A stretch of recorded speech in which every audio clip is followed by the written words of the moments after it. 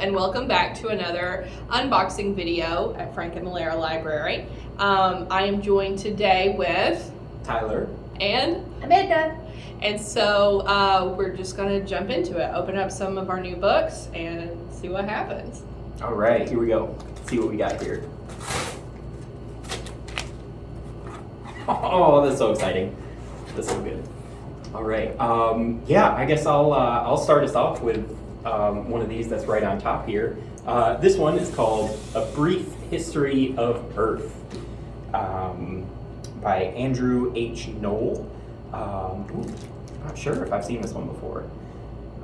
Looking through, okay. It looks like this is kind of like a brief overview of like a geology, like summing up a bunch of billion years in geology on the Earth, all in like some kind of a nice kind of bite-sized thing here. It looks like it goes through a whole bunch of different kind of aspects of geology, talking about, talking about chemical things in Earth, physical Earth, when animals showed up, when humans showed up, all sorts of different stuff. I think, isn't like your My dad is a geologist. Yeah. Yeah, my dad is a geologist, so this seems like something he would be excited about. Which is really interesting that they have condensed like 4 to 6 billion years into just a couple hundred pages. Yeah. They gave it a nice cover though. Yeah, they did. They did. I do like this cover Yeah, very It looks much. like a topographical illustration. Yeah. Looking through like some of the pages too, it looks like it's kind of written just like super accessibly, like not super dry and not super like textbooky, but more kind of like fun. They also had, I just flipped past, like a really cool chart in there. So cool illustrations. Yeah. That kind of stuff. Yeah. Yeah. So that is a cool one. That Awesome. Yeah, cute size. is cute size. Very Yeah. cute size. So I'm gonna pick next. I have got, this is a fiction. It's called Goblin by Josh Malerman. Nice. Yeah. Yeah. So Josh Malerman was famous for writing Bird Box and then it turned into the Netflix thing. I've read a couple of his other books because I do like horror stuff. Unburied Carol was good. It was about getting buried alive. I haven't read the other ones, and I've never read. He did like a sequel to Bird Box 2, which I didn't read. But this seems right up my alley. Right. So it's 6 like novellas or short stories, but they're all connected in that they take place in this same mysterious small town. And the name of the town is Goblin. Oh. Yeah. Okay. I definitely thought it was going to be like about goblins. Okay. Like goblins were the thing, but There Yeah. should be a goblin at some point, or I feel like I've been shortchanged. Yeah. Yeah. So Goblin seems like any other ordinary small town, but with master storyteller Josh Malerman as your tour guide, you'll discover the secrets that hide behind its closed doors. So it's like Goblin. six little different short stories within it, but they're all connected, Very nice. which is really cool. Yeah. Spooky time. Yeah. nice. That's good. Okay, me. Yes, you. I love the name of this one. I also like its cover. The Unkindness of Ravens, which is what a group of ravens is called. This book is a librarian's book by a librarian. Nice. I'm sure it's accessible to everyone, but it was written by M.E. Hillard, who is also a librarian. Degreed in everything. She wrote this murder mystery, that's what it is, and the murder mystery is about a librarian. Her name is Greer Hogan. Her friend dies, and now she is attempting to figure out why that happened. It actually looks like a good book from Yeah. whatever I can judge. It does seem very interesting, especially when a librarian does it. Even I just want to read it. I just want to see what she has to say about a good story. So this one looks like a pretty good quick read. Like good summer read. Yeah, good. Just going to break that one down. So I'm pretty excited about that. Going to solve a mystery. Yeah. Oh, it also says on it a Greer Hogan mystery, which tells me It's going to be a series. more Greer Hogan books. Mm. So More the place to librarian get on it. detective. Right. Good stuff. I'm going to pass it back over to you. Yeah. And I'm super excited because I see the next one up here. It's called Honeycomb, and this is by Joanne Harris. And also, it's illustrated, I like to know this, illustrated by Charles Vess, who, he's done a bunch of really cool illustration work before. I wonder if it, yeah. He did illustration work for Stardust and Sandman. Did he? Oh. Yeah, and then also for the Books of Earthsea, which Yeah. is one of my favorite series of all time. So I'm partially excited about this because of all the illustration work that is apparently in it. I can even see just from this inside kind of flap here, some of this gorgeous kind of like pen and ink illustration. But the premise also looks incredible, and honestly, I had kind of added this to my to-read list a while ago, so like I've already got a little bit of an inside track on this one. But basically the idea, kind of similar to that Goblin book, is like it's all these like interconnected kind of fairy tale, folklore kind of deals. And so yeah, all these kind of disparate tales that are all connected in the same kind of universe or world or that kind of a deal.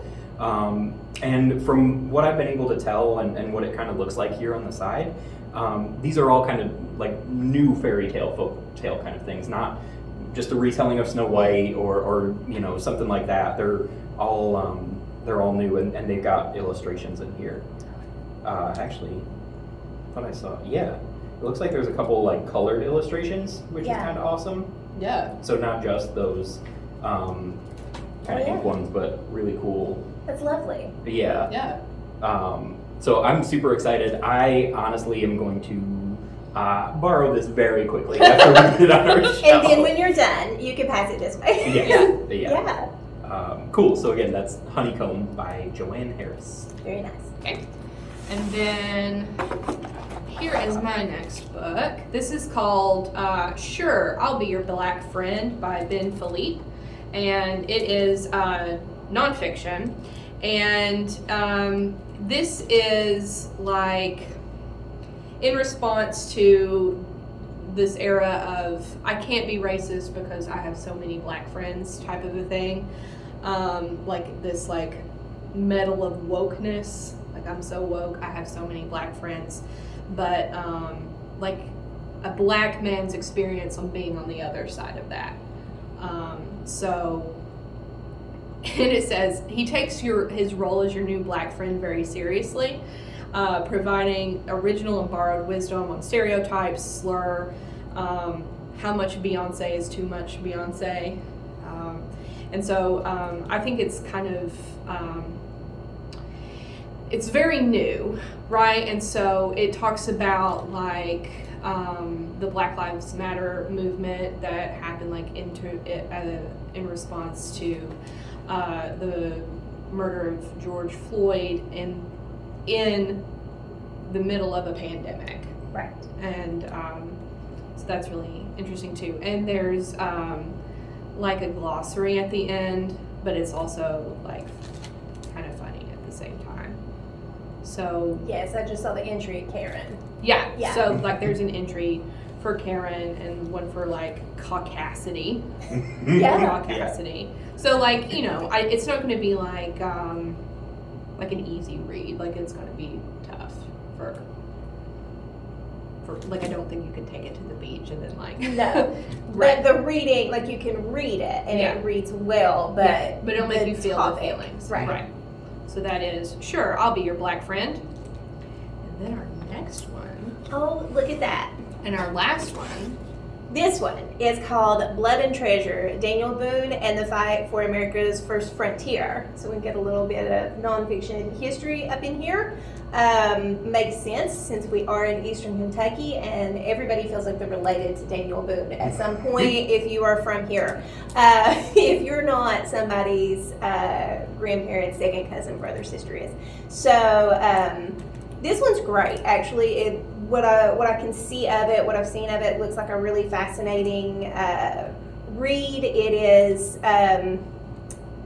it's not really narrative, but it's not like a hard academic book either. It does use a variety of resources. It has an index, which is something that I find important when I'm looking at a nonfiction book like this. If you don't have an index and you didn't take the time to organize your stuff, I probably don't want to read it.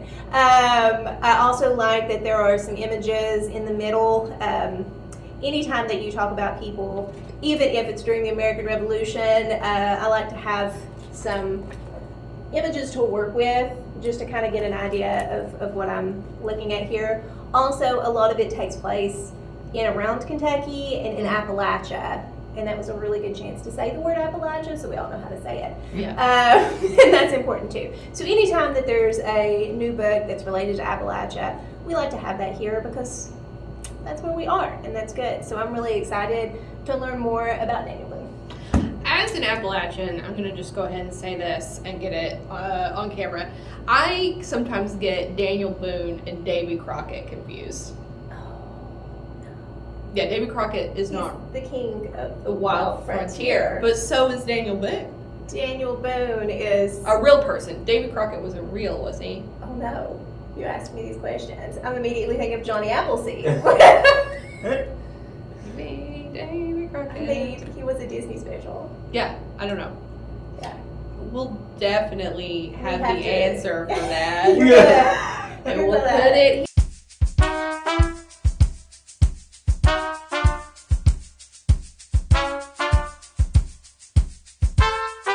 Very confident about that. You scared me and you made me think no, but no, David Crockett. Okay.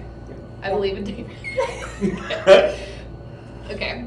And now we're going to do our outro. So, all of these books are available to be checked out. Probably not Honeycomb because it's probably going to go home with Tyler. Yeah, that one's gone. But the rest of these are going to go right up on the shelf, and you can look out for our next installment of books in a month or so. See you next time. Bye. Bye.